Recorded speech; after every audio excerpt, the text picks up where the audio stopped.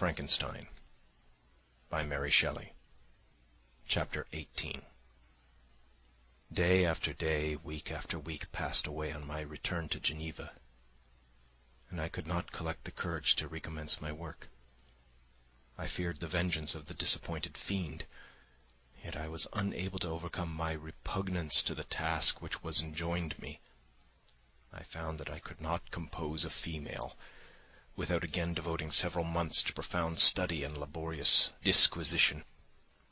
I had heard of some discoveries having been made by an English philosopher, the knowledge of which was material to my success, and I sometimes thought of obtaining my father's consent to visit England for this purpose. But I clung to every pretence of delay and shrank from taking the first step in an undertaking whose immediate necessity began to appear less absolute to me. A change indeed had taken place in me. My health, which had hitherto declined, was now much restored, and my spirits, when unchecked by the memory of my unhappy promise, rose proportionably. My father saw this change with pleasure, and he turned his thoughts towards the best method of eradicating the remains of my melancholy, which every now and then would return by fits, and with a devouring blackness overcast the approaching sunshine. At these moments I took refuge in the most perfect solitude. I passed whole days on the lake alone in a little boat, watching the clouds and listening to the rippling of the waves, silent and listless. But the fresh air and bright sun seldom failed to restore me to some degree of composure, and on my return I met the salutations of my friends with a readier smile and a more cheerful heart.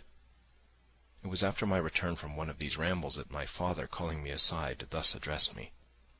"I am happy to remark, my dear son, that you have resumed your former pleasures and seem to be returning to yourself. And yet you are still unhappy, and still avoid our society.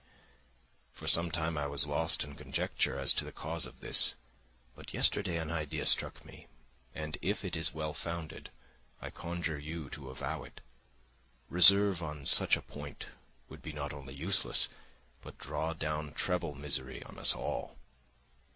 I trembled violently at his exordium, and my father continued, "I confess, my son, that I have always looked forward to your marriage with our dear Elizabeth as the tie of our domestic comfort and the stay of my declining years. You were attached to each other from your earliest infancy. You studied together, and appeared in dispositions and tastes entirely suited to one another. But so blind is the experience of man, that what I conceived to be the best assistance to my plan may have entirely destroyed it. You, perhaps, regarded her as your sister, without any wish that she might become your wife. Nay, you may have met with another whom you may love, and considering yourself as bound in honour to Elizabeth, this struggle may occasion the poignant misery which you appear to feel. My dear father, reassure yourself. I love my cousin tenderly and sincerely. I never saw any woman who excited, as Elizabeth does, my warmest admiration and affection. My future hopes and prospects are entirely bound up in the expectation of our union." "The expression of your sentiments on this subject, my dear Victor, gives me more pleasure than I have for some time experienced. If you feel thus, we shall assuredly be happy, however present events may cast a gloom over us.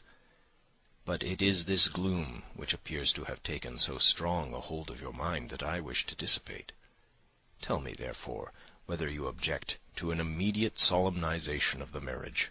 We have been unfortunate, and recent events have drawn us from that everyday tranquillity befitting my years and infirmities. You are younger, yet I do not suppose, possessed as you are of a competent fortune, that an early marriage would at all interfere with any future plans of honour and utility that you may have formed. Do not suppose, however, that I wish to dictate happiness to you, or that a delay on your part would cause me any serious uneasiness. Interpret my words with candour, and answer me, I conjure you, with confidence and sincerity." I listened to my father in silence, and remained for some time incapable of offering any reply. I revolved rapidly in my mind a multitude of thoughts, and endeavoured to arrive at some conclusion. Alas! To me the idea of an immediate union with my Elizabeth was one of horror and dismay. I was bound by a solemn promise which I had not yet fulfilled, and dared not break, or if I did, what manifold miseries might not impend over me and my devoted family. Could I enter into a festival with this deadly weight yet hanging round my neck and bowing me to the ground? I must perform my engagement, and let the monster depart with his mate, before I allowed myself to enjoy the delight of a union from which I expected peace. I remembered also the necessity imposed upon me of either journeying to England, or entering into a long correspondence with those philosophers of that country whose knowledge and discoveries were of indispensable use to me in my present undertaking. The latter method of obtaining the desired intelligence was dilatory and unsatisfactory. Besides, I had an insurmountable aversion to the idea of engaging myself in my loathsome task in my father's house, while in habits of familiar intercourse with those I loved.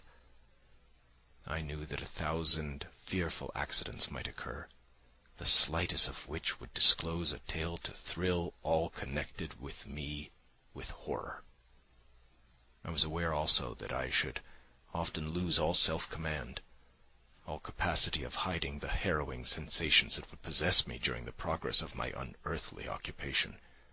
I must absent myself from all I loved while thus employed. Once commenced, it would quickly be achieved, and I might be restored to my family in peace and happiness. My promise fulfilled, the monster would depart forever. Or, so my fond fancy imaged, some accident might meanwhile occur to destroy him, and put an end to my slavery forever.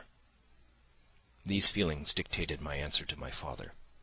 I expressed a wish to visit England, but concealing the true reasons of this request, I clothed my desires under a guise which excited no suspicion, while I urged my desire with an earnestness that easily induced my father to comply.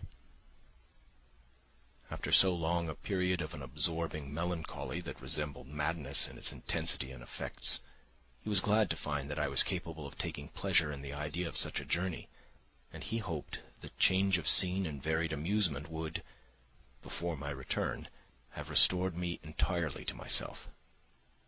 The duration of my absence was left to my own choice. A few months, or at most a year, was the period contemplated. One paternal kind precaution he had taken to ensure my having a companion. Without previously communicating with me, he had, in concert with Elizabeth, arranged that Clerval should join me at Strasbourg. This interfered with the solitude I coveted for the prosecution of my task.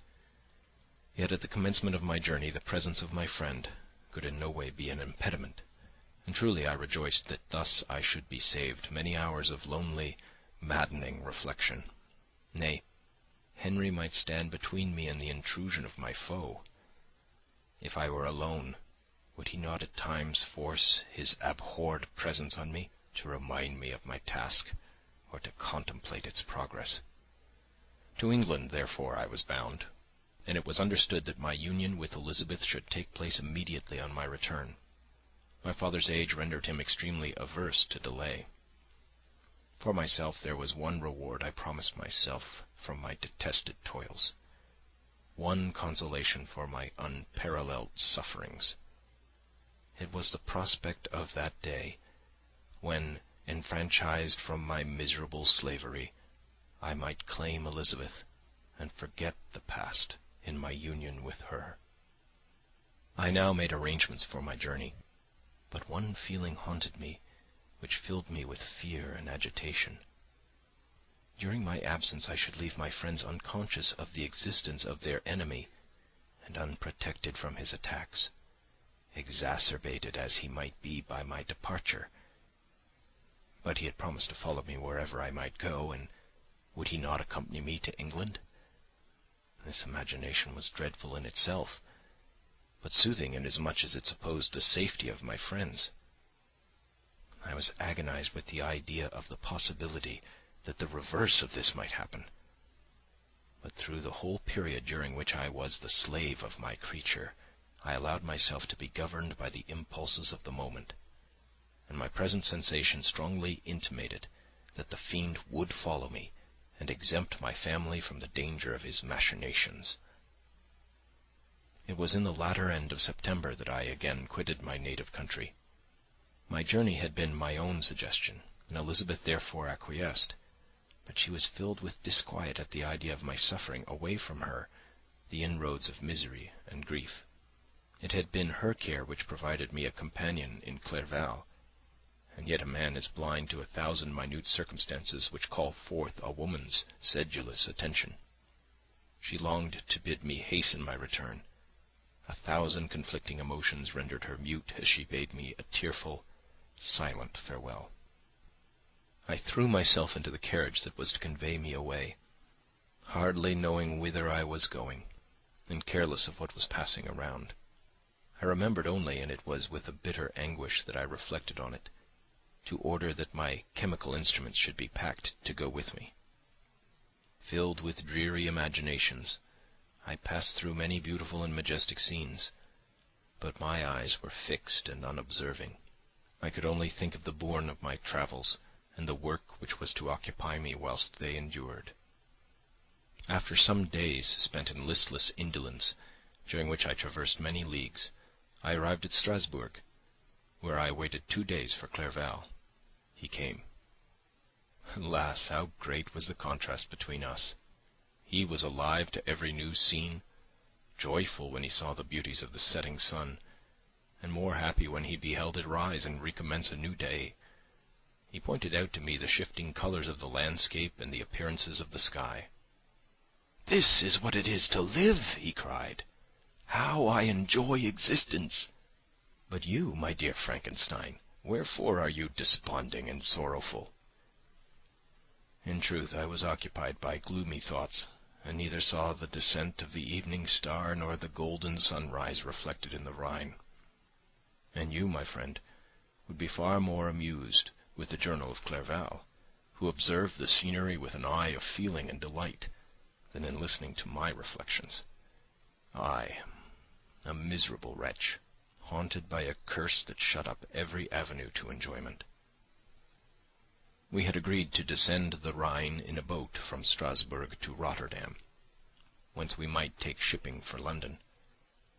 During this voyage we passed many willowy islands and saw several beautiful towns.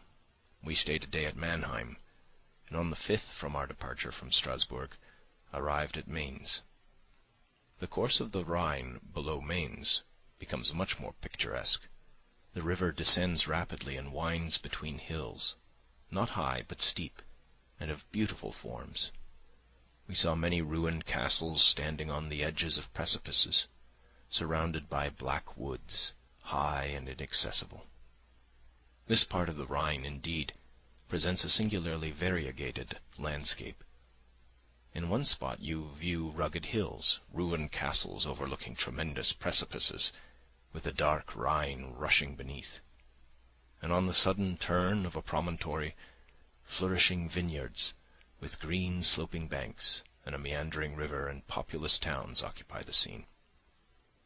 We travelled at the time of the vintage, and heard the song of the labourers as we glided down the stream. Even I, depressed in mind and my spirits continually agitated by gloomy feelings, even I was pleased.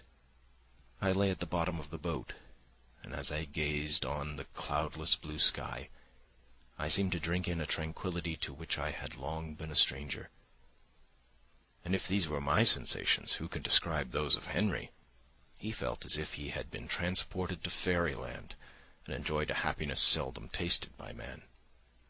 "I have seen," he said, "the most beautiful scenes of my own country. I have visited the lakes of Lucerne and Uri, where the snowy mountains descend almost perpendicularly to the water, casting black and impenetrable shades, which would cause a gloomy and mournful appearance were it not for the most verdant islands that relieve the eye by their gay appearance. I have seen this lake agitated by a tempest, when the wind tore up whirlwinds of water and gave you an idea of what the waterspout must be on the great ocean, and the waves dash with fury the base of the mountain, where the priest and his mistress were overwhelmed by an avalanche, and where their dying voices are still said to be heard amid the pauses of the nightly wind. I have seen the mountains of La Valais and the Pays de Vaud. But this country, Victor, pleases me more than all those wonders. The mountains of Switzerland are more majestic and strange, but there is a charm in the banks of this divine river that I never before saw equalled. Look at that castle which overhangs yon precipice, and that also on the island, almost concealed among the foliage of those beautiful trees. And now that group of labourers coming from among their vines, and that village half hid in the recess of the mountain. Oh, surely the spirit that inhabits and guards this place has a soul more in harmony with man than those who pile the glacier or retire to the inaccessible peaks of the mountains of our own country. Clerval, beloved friend, even now it delights me to record your words, and to dwell on the praise of which you are so eminently deserving. He was a being formed in the very poetry of nature. His wild and enthusiastic imagination was chastened by the sensibility of his heart. His soul overflowed with ardent affections, and his friendship was of that devoted and wondrous nature that the world-minded teach us to look for only in the imagination. But even human sympathies were not sufficient to satisfy his eager mind. The scenery of external nature, which others regard only with admiration, he loved with ardour. Quote, "The sounding cataract haunted him like a passion. The tall rock, the mountain, and the deep gloomy wood, their colours and their forms were then to him an appetite, a feeling, and a love that had no need of a remoter charm, by thought supplied, or any interest unborrowed from the eye." End quote. Wordsworth's Tintern Abbey.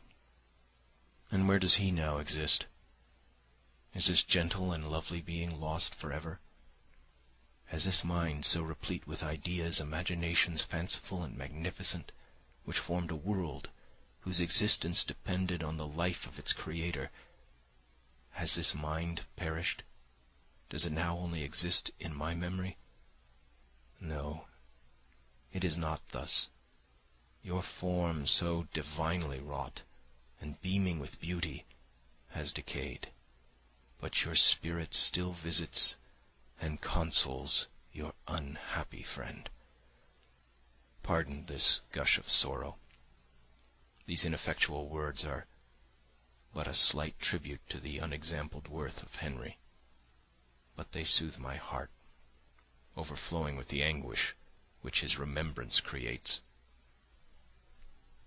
I will proceed with my tale. Beyond Cologne we descended to the plains of Holland, and we resolved to post the remainder of our way, for the wind was contrary, and the stream of the river was too gentle to aid us. Our journey here lost the interest arising from beautiful scenery, but we arrived in a few days at Rotterdam, whence we proceeded by sea to England.